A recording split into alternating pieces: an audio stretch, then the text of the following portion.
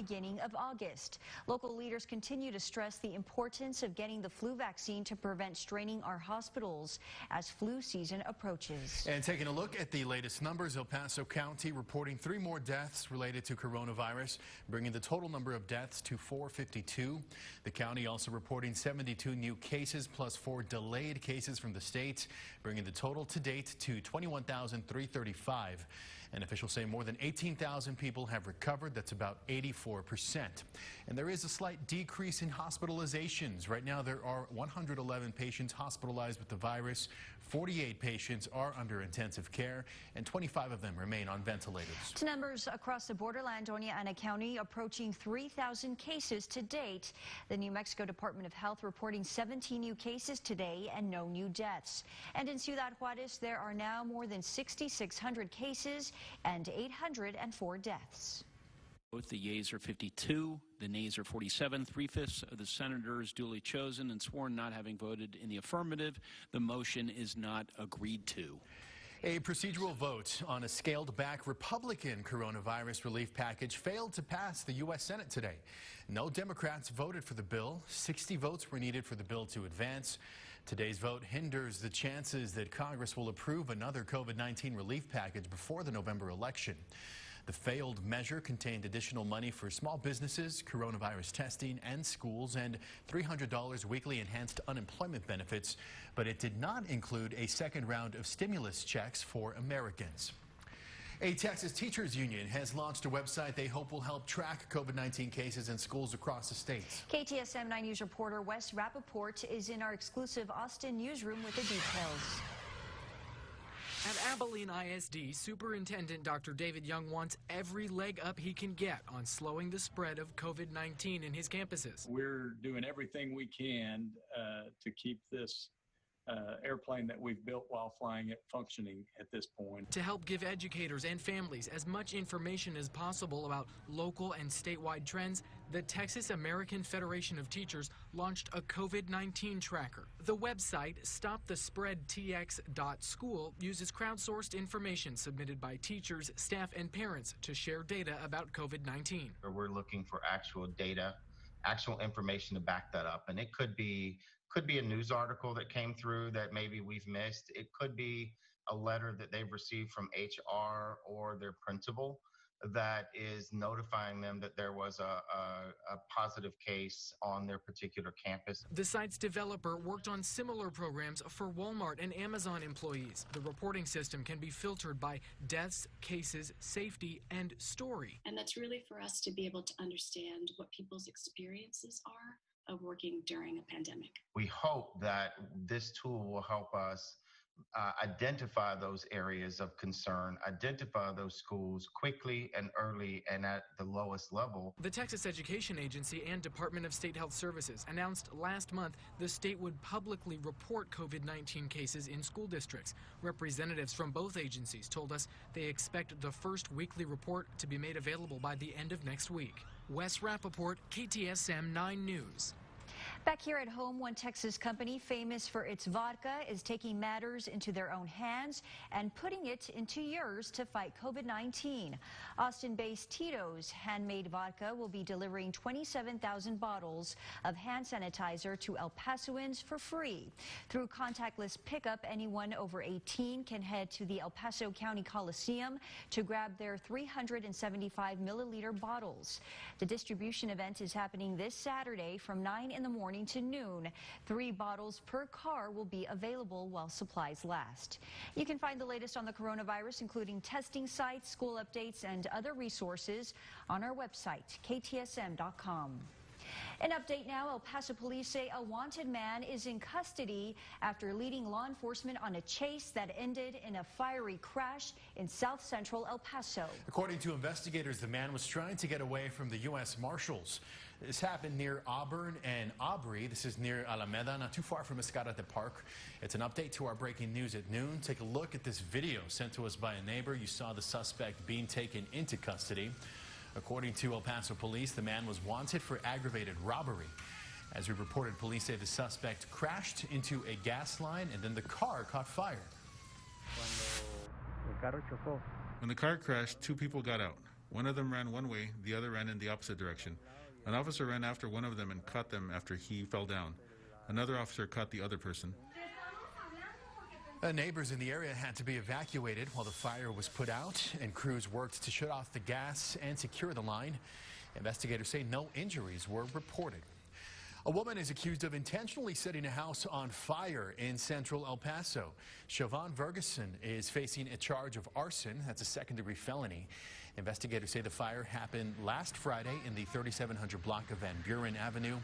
We have the video right there showing the damage. Officials say Ferguson was taken into custody that same night. Investigators did not reveal a motive for the fire. New at 5, 919 pounds of meth seized by the El Paso DEA during a nationwide operation. The DEA launched Operation Crystal Shield in February 2019. The goal to target major drug trafficking networks, including Mexican cartels that are responsible for bringing meth into the U.S.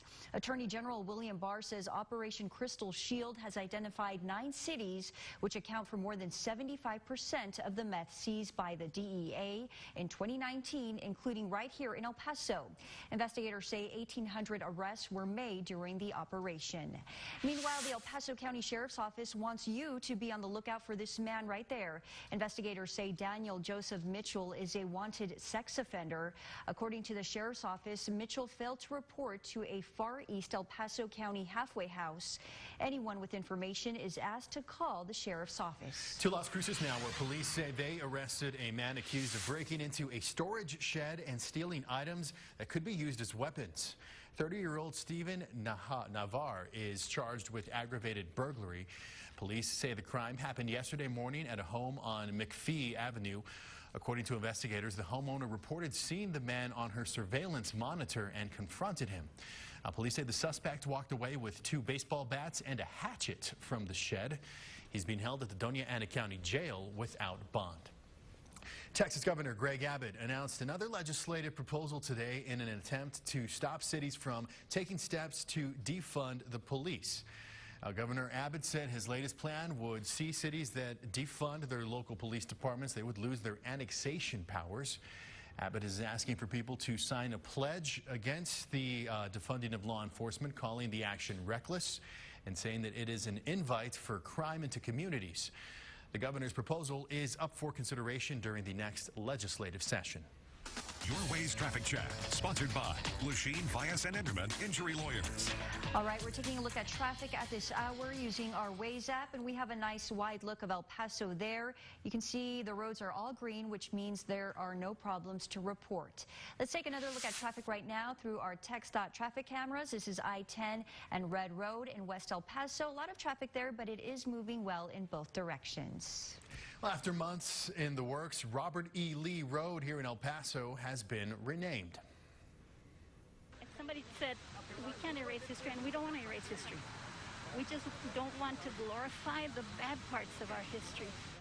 El Paso City Council unanimously voted to rename the road named after the Confederate general in East Central El Paso back in June. The street is now officially called Buffalo Soldier Road.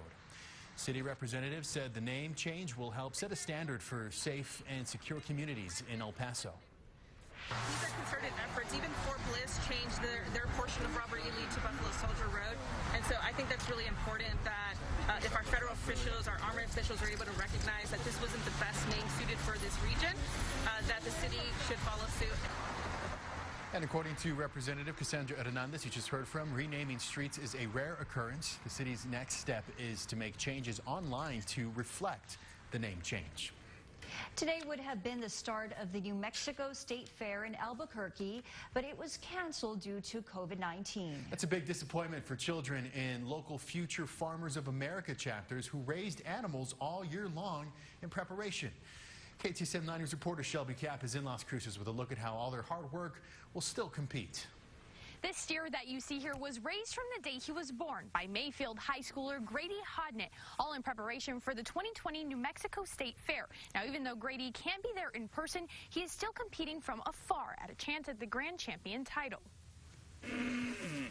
Ultimately, the goal for every showman is to go out there and win grand champion. Grady will still have a chance to compete. His family took videos of his steer to be judged virtually. But Grady says after a year and a half of preparation, it was a letdown, the fair being canceled. It's heart-wrenching because we've been working with these animals. I've had them since March. I've been really working with them since November of 19.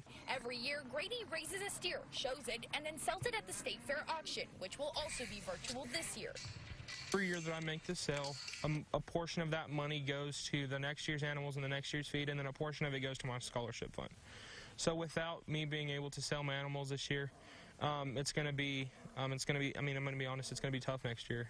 But New Mexico State Fair officials anticipating a good buyer turnout for the virtual auction that will be on September 24th, saying some sponsors who supported other events at the fair are now looking into the livestock portion since the fair is canceled. We've been reaching out to our different sponsors who haven't been able to participate. They needed something to participate in. So sponsors that don't normally support the directly with cash, the livestock sale, now are involved, and all of a sudden they're getting a little excited. Hopeful that by having the livestock show and auction virtually, it will give people an opportunity who maybe had never seen the livestock side of the fair to see what kids like Grady Hodnett do. Help understanding now what 4-H and FFA mean to over here, not only in New Mexico, but to the country, and how important agriculture and livestock is to our everyday life. Grady Hodnett telling me he only has one more year left to show at the New Mexico State Fair, so he's hopeful that someone will purchase his steer during the virtual livestock auction so that he will be able to afford a steer for the 2021 New Mexico State Fair that will hopefully be in person. Now, you can find more information about the virtual livestock auction on KTSM.com. Reporting in Las Cruces, Shelby Cap, KTSM 9 News. Also new at 5, a woman flew into El Paso from Chicago last night. Her mission to meet her siblings for the first time ever. My sister. Oh, you made one too. How you doing? Rebecca McDonough is just one of 7 children. Originally born in Dayton, Ohio, Rebecca's mother put all of her children, except for the youngest, up for adoption. KTSM 9 News was there when Rebecca reunited with her brother Terry and their youngest sister Sherry at the El Paso International Airport. It feels like, well, at one point in my life I thought it would never happen. So it feels like an incredible gift. If you can't find your siblings, don't give up. You know, there's always hope out there to find them, and one day you will.